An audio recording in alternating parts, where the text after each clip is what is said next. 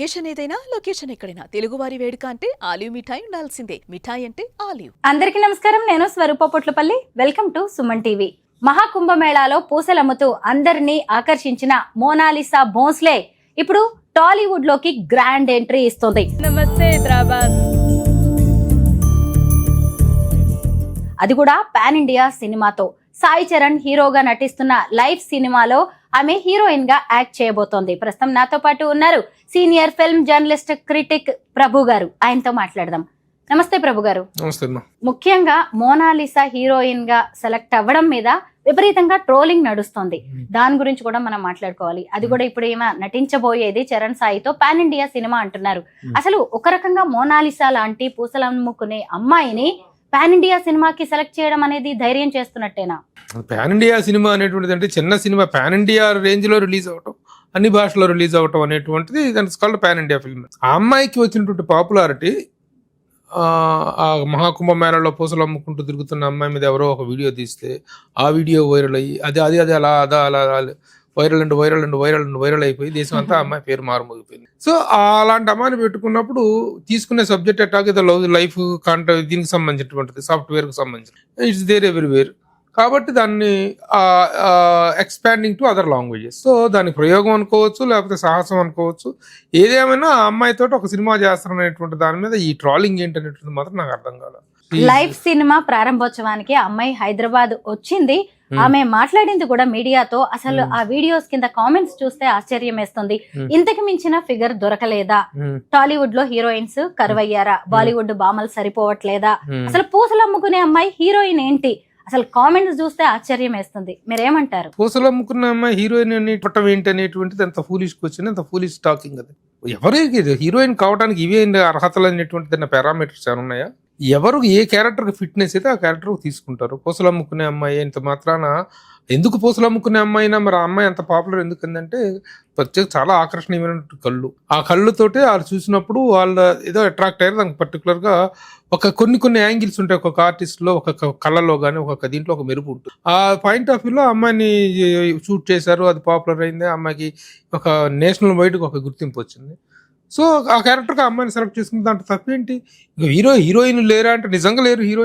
హీరోయిన్ల కొరత అనేటువంటిది ఎంత ఇదిగా ఉందంటే అంత ఇదిగా ఉంది. చాలా మంది అంతకంటే అందమైన అమ్మాయిలు ఉన్నారు కాదంటలా. కానీ ఈ అమ్మాయికి అనుకోకుండా పాపులారిటీ కలిసి వచ్చిన యాడెడ్ యాక్ట్రేషన్ కదా.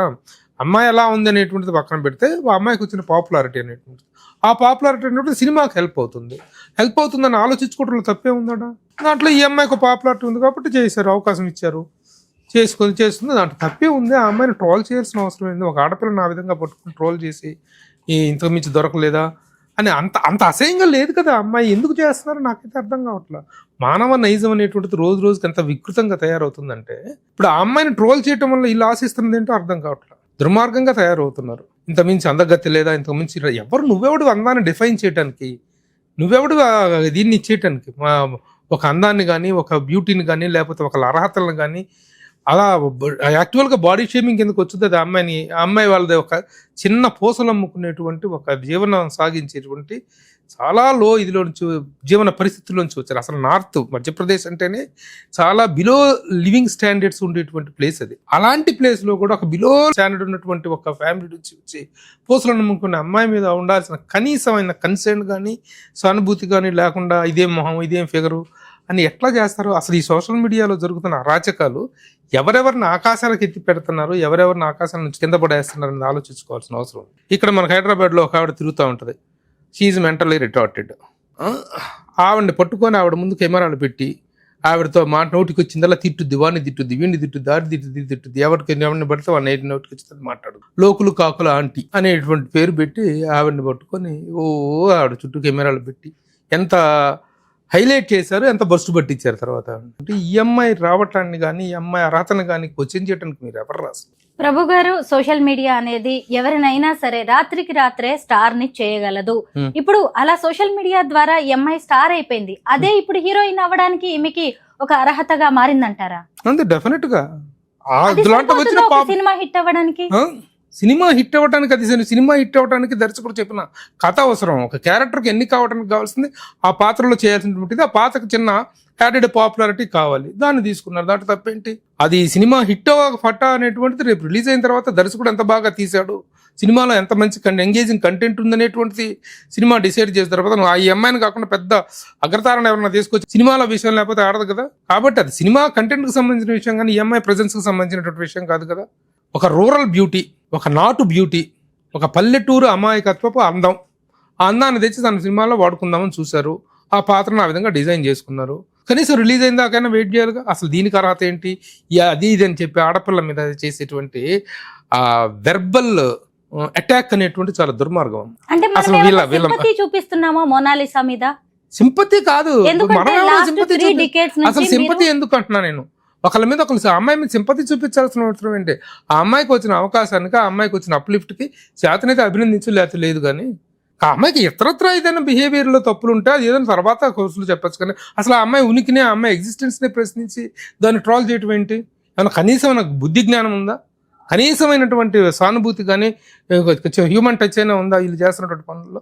3 decades నుంచి మీరు ఫిల్మ్ జర్నలిస్ట్ గా ఉన్నారు. టాలీవుడ్ నే కాదు, బాలీవుడ్ ని, అనేక రకాలైన సినీ రంగాలని మీరు చూశారు. అయితే హీరోయిన్ అంటే మనకంటూ కొన్ని బెంచ్ మార్క్ క్వాలిఫికేషన్స్ ఉన్నాయి ఖచ్చితంగా.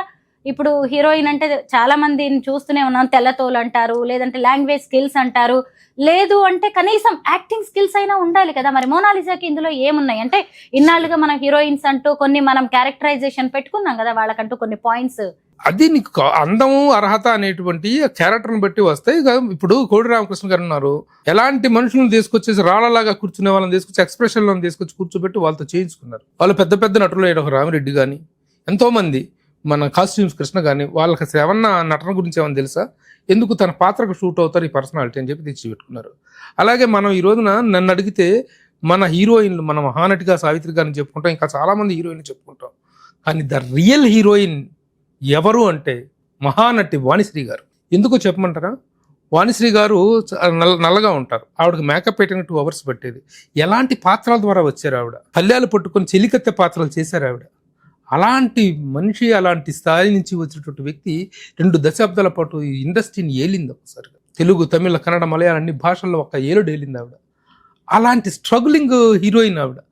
ఆ ఏ అర్హతలు అంటారు చెప్పండి? ఆవిడ అందం, ఆవిడ అభినయం, ఫస్ట్ ఆవిడకు వచ్చిన పాత్రలు. అలాంటి స్ట్రగులింగ్ హీరోయిన్ మళ్ళీ చరిత్రలో పుట్టదో రాదమ్మా. మరి ఎక్కడి నుంచి వచ్చింది ఆవిడ? ఎలాంటి స్థితిలో నుంచి వచ్చింది? ఎన్ని అవమానాల నుంచి, ఎన్ని హవాలాల నుంచి పైకి వచ్చింది ఆవిడ? సో ఎవరి అవకాశాలు ఎలా వస్తాయో, ఎవరిని అదృష్టం తలుపు తడుతుందో, ఏ పరిస్థితుల్లో ఎవరు రైజ్ అవుతారో, ఏ పరిస్థితుల్లో ఎవరు ఫాలో అవుతారో, we are not supposed to decide. వచ్చిన వాళ్ళని అకారణంగా ద్వేషించడం, ఏదైనా కారణం ఉండి ద్వేషించామంటే అర్థం ఉంది. ఎక్కడో ఒక చిన్న మారుమూల ప్రాంతం నుంచి ఒక పూసల అమ్మాయికి ఒక అవకాశం వస్తే దాన్ని ఆహ్వానించాల్సినటువంటి మెంటాలిటీని డెవలప్ చేసుకోకుండా ఇలాంటి క్రూయల్ మెంటాలిటీ డెవలప్ చేసుకునే వాళ్ళని వీ కాంట్ హెల్ప్ ఇట్. అయితే మన ఈ మోనాలిసాకి ఈ సినిమా ఆఫర్ అనేది ఫస్ట్ ఏం కాదు. ఎందుకంటే బాలీవుడ్ ఆమెకి ముందు రెడ్ కార్పెట్ వేసింది. ఏకంగా దర్శకుడు సనోజ్ మిశ్రా ఆమె ఇంటికి వెళ్లి మరి సినిమా ఆఫర్ ఇచ్చారు. ది డైరీ ఆఫ్ మణిపూర్ లో కూడా సినిమాలో హీరోయిన్ గా అవకాశం ఇచ్చారు. అలాగే మలయాళంలో కూడా నాగమ్మ అనే సినిమాలో ఆమె యాక్ట్ చేస్తుంది. ఇప్పుడు అలా చూసినప్పుడు ఇది 3వ సినిమా అనుకోవాలి. అంటే ఎప్పుడు కూడా కొత్తదనానికి, అలాగే ఛాలెంజెస్ కి మన టాలీవుడ్ రెడీగానే ఉంటుంది. దీన్ని కూడా కొత్త ఛాలెంజ్ గా అనుకోవచ్చు కదా. Yes, of course. నేను చెప్తున్నా కదా, ఎవరికి అవకాశాలు ఎలా వస్తాయి. అమ్మాయికి 2 సినిమాలు అక్కడ వచ్చినాయి, అవి ఎంతవరకు ఏదని తెలియదు.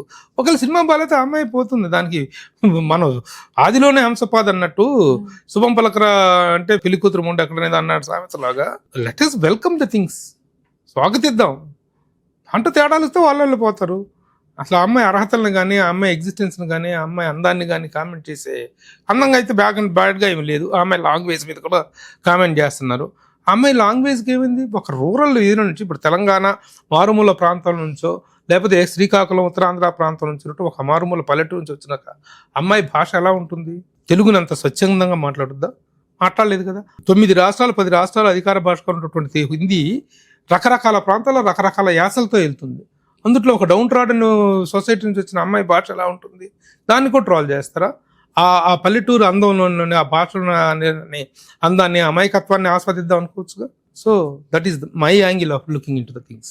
మోనాలిసాకి బ్యాక్గ్రౌండ్ లేదు, డబ్బు లేదు, Hmm. పెద్దగా చదువు లేదు. Hmm. అసలు సినిమా ఇండస్ట్రీ అనేది ఎలా ఉందో మీకు బాగా తెలుసు. Hmm. ఇక్కడ కాస్టింగ్ కౌచ్ లాంటివి ఉంటాయి, విపరీతమైన అన్హెల్దీ కాంపిటీషన్ ఉంటుంది, ఈర్ష్య ద్వేషాలు ఉంటాయి, మోసం ఉంటది. అప్పటికే మోనాలిసాని కూడా బాలీవుడ్ లో కొంత మోసం చేయాలనే ప్రయత్నాలు కూడా జరిగాయి. Hmm. ఇక మీదట మోనాలిసా ఈ ఇండస్ట్రీలో నిలదొక్కుకోవాలి అంటే ఎలాంటి జాగ్రత్తలు తీసుకోవాలి? ఇప్పుడు ఎందుకంటే ఆ అమ్మాయి హైలీ డిమాండ్ మీద వచ్చింది, ఆ అమ్మాయిని ఎత్తుక్కుంటే అవకాశం లేదు తప్ప ఆ అమ్మాయి అవకాశం వెనకాల పరిగెత్తుకు రాలేదు. కాబట్టి ఇప్పుడు ఆ అమ్మాయి అవకాశం కోసం ఏదో తను తాను ఈల్డ్ చేసుకోవాల్సిన అవసరం లేదు, ఎక్కడా లొంగాల్సిన అవసరం లేదు.